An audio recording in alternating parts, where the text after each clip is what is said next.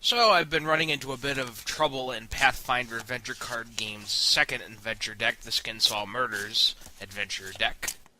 My Barbarian is running into trouble during solo play, and I would pretty much imagine other classes are going to have trouble too.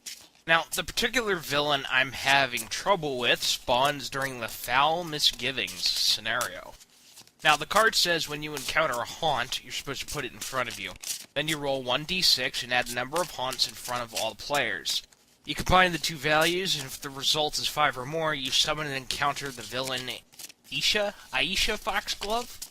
If any character encounters the villain the Skinsaw Man, the ally ALDERN FOXGLOVE may not be played for the rest of the scenario. Dang. This particular scenario will test your ability to manage the haunts, which if you accumulate too many, plus a d6 roll, you can spawn the villain. If you don't deal with the haunts before the Skinsaw Man, they add 1 difficulty point to each and every check you roll. That is pretty painful, and you're going to want to deal with. Haunts say, place the haunt next to your character card. For each haunt next to your character card, the difficulty of your checks is increased by 1. At the end of the scenario, banish all haunts. When you encounter the haunt, you may immediately attempt to close the location you're at. Now, when you look at the Skinsaw Man, it says if there are no other characters at your location, the difficulty of checks to defeat the Skinsaw Man is increased by 1d4. The language on that card indicates to me that this adventure was meant to be tackled with more than one player. Now, because everybody in my play group is back in the first adventure deck, they can't join me until they catch up. You just can't jump. Having multiple characters encountering haunts mitigates their penalties. Assuming you deal with the haunt solo, you're left with the task of axing the Skinsaw Man. Now, I worked on the map for solo play, and the roll is really in all the probabilities and the luck that you roll a good roll. So, if I'm attacking him in solo play and I'm playing Barbarian and I just attack with my d12, I have a 100% chance of failure. Now, what if I add in a plus d8 weapon and plus 4 strength? I have a 75% chance of failure. So what do we go next? If I throw in a weapon with a d8 plus 4 strength and a Blessing of the Gods, I have a 50-50 chance of killing him. But then I gotta face him again with a check of 16 unmodified. Now, when you throw in another person, it gets rid of that d4 which buffs him and makes it almost impossible to kill him in solo play. So if I attack him with just my attack value of a d12 with a friend, either at or, yeah, he has to be at the location, rather, I have a 100% chance of failure.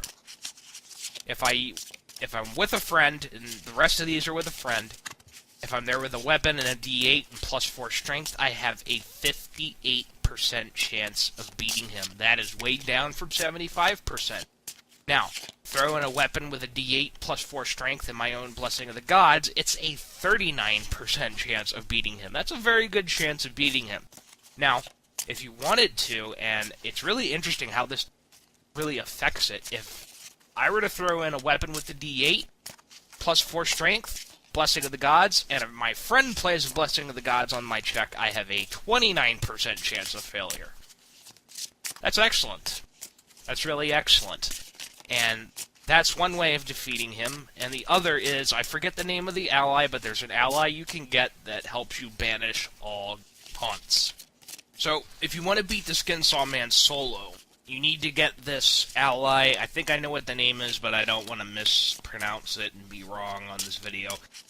You could go back to, I believe, the second scenario, the first adventure deck, and farm for him. He is currently, because we have 4 decks shuffling around, there's a 1 in 48 chance that he'll drop. It's a rare spawn, so you're going to have to, go back there and get him. But, assuming 3 factors, you have that ally to get rid of the haunts. When the boss rolls his d4, you don't get a 4 or a 3, and your weapon rolls are good, and you have the weapon and the Blessing of the Gods in hand, you have a good chance of defeating.